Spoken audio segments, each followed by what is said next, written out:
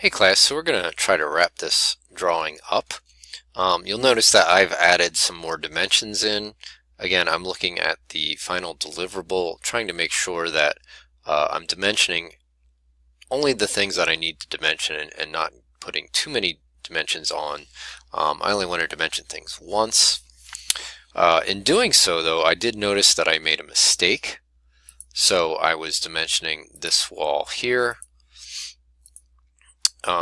When I realized that according to the final deliverable and the last set of drawings that we made of this house, that this column is actually 1 foot off of the face of the wall, and this column, which is 8 feet away from that, needs to move as well. So if I simply select these two columns, use the move command, click and go 1 foot, I'm typing that, this is now in the right position. Now, what you can see happen over here is the beauty of our constrained dimension where we made this equal. It moves this column so that it remains equal. Now, unfortunately, that did not constrain our railing, so what we have to do is we have to select this railing, click Edit Path in the Context ribbon, and move that over. Click the green check mark. Same thing here. We're going to edit path, select that line, and just drag the handles to either end. So now that these are in the right place, excuse me, I have to edit this one, edit path, pull that over, green check mark. Now we're good to go. I can drop this dimension in now, this 8 foot from here to here to here, and somehow I still messed that up. That's supposed to be 1 foot. Well, I'll fix that and I'll come back. Okay, so I've got that fixed. Now you'll see here that sometimes a dimension doesn't fit between the dimension strings, and that's a little sloppy. It does break the string, but what I like to do with these is if you select that dimension, there's a handle in the middle of the text, and as soon as you start dragging that, Revit automatically puts a little leader in there. And that looks a lot nicer that way. Although the one thing I do like to do, I try to line these up so that they're still aligned horizontally, or I guess vertically. And I'm going to show you that again. So for a thing like my 4-inch typical dimension here, for my columns, from the face of the porch. I have to zoom in here to get that handle.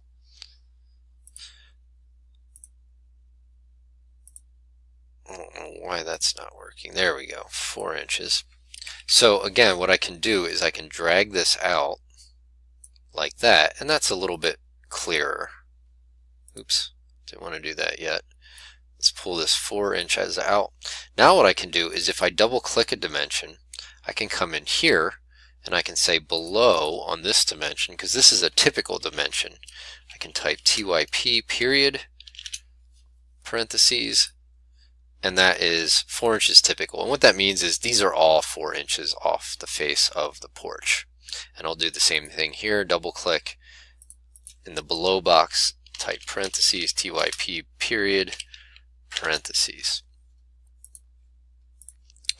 So I'm not going to go over all the dimensions right now. Just look at the final deliverable. Although I did notice, if you're following along, I did miss a dimension here, but we know what it is from our previous drawing. Oh, that's not right. I'll have to come back and fix that. That's supposed to be 3 feet. So we can select this wall.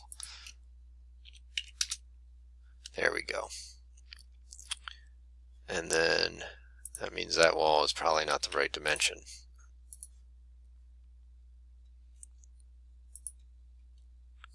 It is not. So this wall is 6 feet 6. There we go. I'm going to leave that. The stair works fine there. This dimension I'm going to move. It's kind of tight in here with the the up arrow, you could drag it out here, and that way it doesn't get in the way of the arrows. So again, there's a few more dimensions that you have to fill in here. I'm not going to go over them right now. So once you do have those dimensions and you're ready to place these on sheets, our drawing is essentially done. We're going to go to our 3D view. Now I'm going to turn my section box off. And when I did the 3D view, I tend to use the view cube up here. If you just click on this front right upper corner, it will give you exactly the same orthographic drawing as mine. So, and then one thing I do before I start putting this on sheets, I will rename this default view now orthographic. And you'll notice if you rename a default 3D view and you click the default button again, it gives you another default 3D view. And what that does is it allows me to keep this one this way without changing anything, and this one I can now use, you know, for just checking things out. And again, I always like to hide these levels in this view. So now I got to put these on a sheet.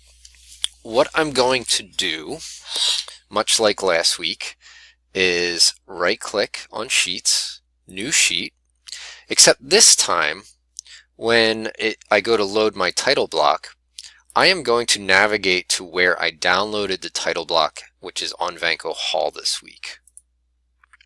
So I've uploaded a new title block family for your use, and it's called A110 11x17 title block. So go ahead and download that to your thumb drive or wherever you're working, and load that when you create a new sheet and use that for your sheet.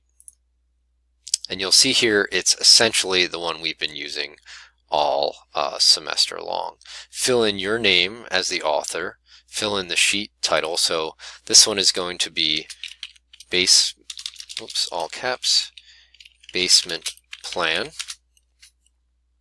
Fill out your name, and the little question mark, that's for your lab day.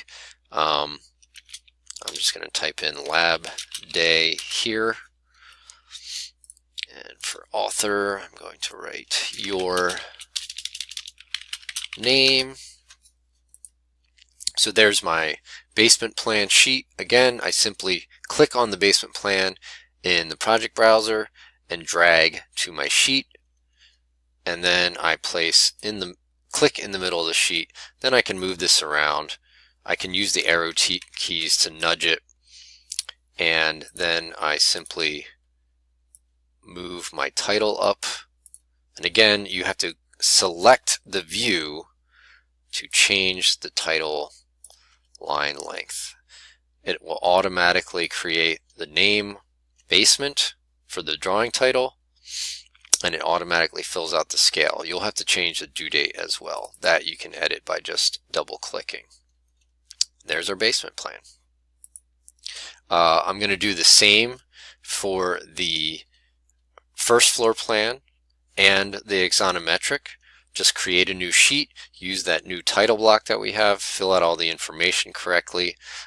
This is a, what did I name this? This is a 1.0. So I can rename actually I do that over here in the sheets. I can right click, rename a 1.0. For the basement plan, first floor will be 1.1, and then the the orthographic will be a 4.0. So place all of your drawings on a sheet. Like I said, create the new sheets. And then the final thing I just wanted to point out is when you go to print, make sure that you change to 100% zoom size and center your paper placement. You also want to change this to your 11x17 or ledger, whatever it's called. And those settings, that setup button, once you do that in this file once, it saves those settings. And now that we'll be working in this file for the rest of the semester, you won't have to change that setting again, but make sure you do it at least this first time, otherwise your drawings will not print to scale. And that wraps up the week 9 project.